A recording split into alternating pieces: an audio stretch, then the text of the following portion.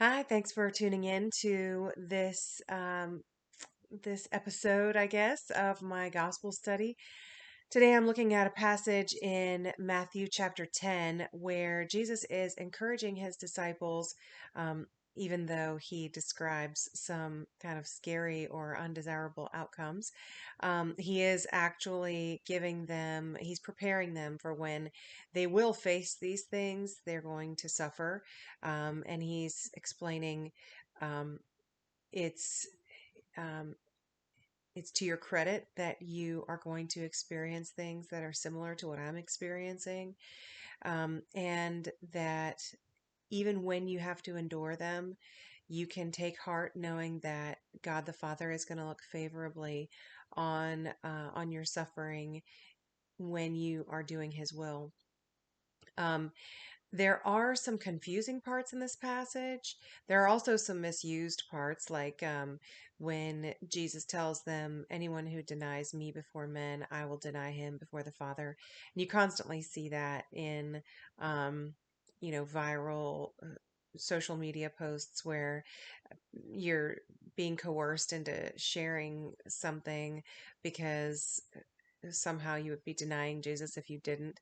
I make it a point personally to try to never share anything that says that, because I think it's obviously just someone who's trying to get that post to be more widespread, and it's usually some pithy saying and something that's really of little value in the kingdom.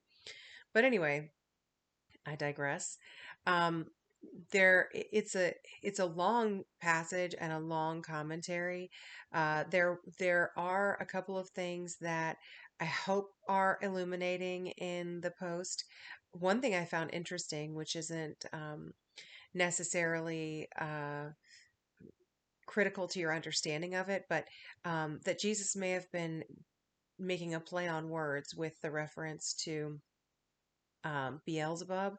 And so in Greek, there was a similar word that meant Lord of the House, but the actual translation of Beelzebub is Lord of the Dung Heap. So Jesus was in fact Lord of the House, but they were calling him Lord of the Dung Heap or Lord of the Flies. So I thought, it's really easy when we hear people do a play on words in English, we pick up on it right away, but it takes um, some really close study and investigation to understand the same nuance in an ancient language that we don't speak. So that was just one thing that I took away. I thought was really interesting, and there's definitely a lot more there. I hope you can sift through it. I didn't always try to make everything. Yeah, didn't try to make all the transitions as smooth or anything because it was so long, and I just wanted to get all the information out there. So take a look, and we will see you again next time.